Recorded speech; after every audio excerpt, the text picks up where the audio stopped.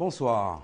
Invité du Club de la Presse ce soir, Eddy Péé, directeur de publication du journal Le Nouveau Réveil. Saint-Claver Oula, rédacteur en chef du journal Le Nouveau Courrier. Et Célestin Gnonzion, journaliste de formation, enseignant-chercheur à l'université Félix Houphouët-Boigny. Il est également ambassadeur pays pour la Côte d'Ivoire du Centre international de l'éthique des médias. Et pour finir ce tour de table, Antoine Assalé Tiemoko, directeur général et gérant du journal L'éléphant déchaîné. Messieurs, bonsoir. Retour sur septembre 2002. 10 ans après, on ne peut pas dire que cette crise soit derrière nous. Le président de la conférence épiscopale de Côte d'Ivoire, Monseigneur Alessi Touabli Yolo, sorti de la rencontre avec la CDVR, a déclaré que cela fait 10 ans que notre beau pays a basculé dans cette crise militaro-politique qui nous occupe, qui nous préoccupe jusqu'à ce jour. Un tour de table, messieurs, pour dire ce que la mémoire de vos journaux retient de cette crise. Eddy Péé. Oui, moi je retiens une chose. À la suite du prélat, je voudrais dire que cela, pour nous, fait plus de 10 ans que le pays a basculé. Il faut remonter jusqu'au coup d'État qui a donné le goût au maniement des armes pour la conquête du pouvoir. Et donc, si on revient aux derniers événements, je dirais que oui, on ne peut pas dire qu'on est totalement sorti de la crise, parce que sorti de la crise voudrait dire qu'il n'y a plus rien à régler. Or, il y a beaucoup de choses encore à régler. Et donc, la crise, on la vit toujours, peut-être plus de façon très violente comme on l'a connue, mais les séquelles de la crise, on les vit toujours, on est toujours dans la crise. Elle finira quand on n'aura plus rien du tout à régler et que la communion sera totale entre les Ivoiriens. Célestin Gnonzion. Oui, alors donc moi je dois dire que c'est quand même regrettable que il y a 10 ans de cela, notre pays ait été obligé de recourir quand même à cette sorte de violence-là pour revendiquer, enfin pour dénoncer des injustices. Donc je condamne le fait qu'on ait été obligé de prendre les armes pour dénoncer des injustices. Et cela a créé un antécédent fâcheux dans l'histoire de la Côte d'Ivoire. Et aujourd'hui, 10 ans après, on est encore en train de résoudre, de chercher à cicatriser les plaies et d'oublier cette crise-là. C'est vrai qu'aujourd'hui, nous sommes dans un processus de réconciliation nationale, mais il n'était pas nécessaire, en tout cas, de recourir aux armes pour essayer de faire entendre sa voix. On aurait pu éviter ça, mais aujourd'hui, ça fait partie du passé. Je pense qu'il faut regarder dans l'avenir. Et l'avenir, c'est la construction de la démocratie, c'est la consolidation de la démocratie, c'est de bâtir une Côte d'Ivoire, une société ivoirienne démocratique. Et je pense qu'aujourd'hui, c'est vrai, il y a des choses qu'on regrette. Donc il faut tourner la page, il faut regarder l'avenir, il faut essayer qu'on soit tous unis, bourreaux comme victimes, pour essayer de réunir les conditions de vivre ensemble dans ce pays qui est le nôtre à nous tous. Saint-Claver Oula.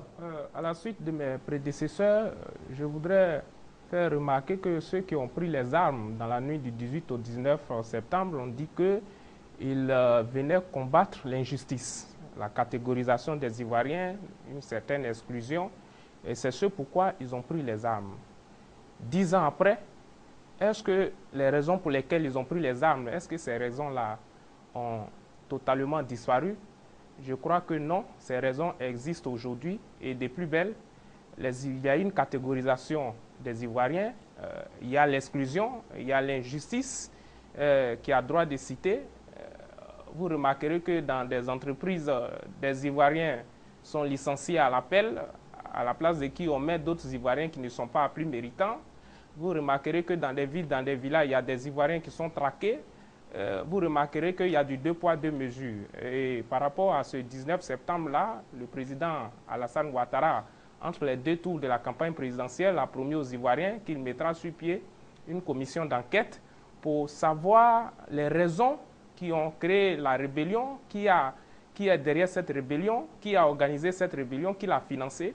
Et jusqu'à présent, nous attendons de voir que cette commission voit le jour pour comprendre ensemble avec tous les Ivoiriens pourquoi est-ce que dans cette Côte d'Ivoire qui est havre de paix, il y a eu une rébellion, il y a eu la prise des armes et aujourd'hui, cette violence-là continue de plus belle dans notre cité. On finit ce tour de table sur cette première question. Assalé Timoko. Voilà. Moi, ce que je voudrais dire, si on devrait faire un bilan de ces 10 années de crise, c'est d'utiliser le mot gâchis. Pour nous, c'est un immense gâchis. On n'aurait jamais dû procéder par cette manière pour conquérir le pouvoir d'État.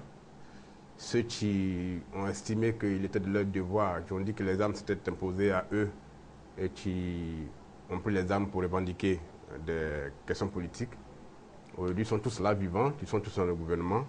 Je pense qu'on fait le bilan ensemble. La Côte d'Ivoire n'est plus ce que nos parents ont connu. Ils ont vécu dans un pays de paix. Nous, notre génération est complètement, j'allais dire, dans la violence. Et tout ce qu'on nous laisse comme héritage, c'est la violence. On est dans la crise, ça fait 10 ans. On n'est pas encore sorti de la crise. Et tous les germes qui ont déclenché cette crise, petit à petit, sont en train de s'installer encore. On n'en fait pas attention, mais ça commence à revenir. Et donc, je pense qu'on devrait de plus en plus commencer à se dire qu'il faut mettre fin à tout ça définitivement. Alors, 10 ans après, la rébellion n'a pas livré tous ses secrets. Je me fonde sur les questions que se pose l'intelligent d'Abidjan dans son édition de mercredi. Comment cette opération a été montée? Qui l'a financée et d'où est venu l'argent? Avec le recul et l'expérience professionnelle, quel regard portez-vous sur les investigations de la presse à cette période, timorée, incomplète ou conforme? Qui c'est qui veut se lancer? Nous, par exemple, au Nouveau Courrier, nous nous sommes référés aux différentes révélations faites par le sergent-chef Ibrahim Koulibaly lorsqu'il était du commando invisible à Abobo. Il a fait un certain nombre de révélations dans lesquelles il a dit qu'il s'était brouillé avec son patron de l'époque, le général Guéhi, et que, étant attaché de défense à l'ambassade de Côte d'Ivoire au Canada, il a dû rendre sa démission pour se retrouver au Burkina Faso. Il a dit ouvertement dans cette révélation, lorsqu'il recevait des populations à son QG à Abobo, et que, étant au Burkina Faso, il a reçu un statut de réfugié politique. Et c'est à la faveur des élections que le président de l'époque a jugé calamiteuse qu'il a pu monter une opération contre le camp d'Akouedo où étaient emprisonnés ses compères qui avaient effectué le coup d'État de 99 qui a fait partie le président Henri Konan Bédié.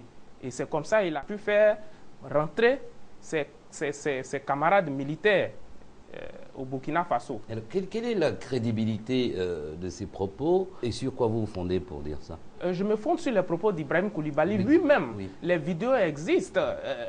Ça a été filmé, ça existe partout sur la toile. Ce sont des éléments de preuve que vous pouvez mettre à disposition. Effectivement, il y a des gens qui étaient là et nous avons approché des gens. Il y a Leslie Varenne même qui a fait sortir un bouquin qui existe sur le marché. Effectivement, il a dit que la rébellion a été montée par lui et avec l'aide d'un certain nombre de personnes.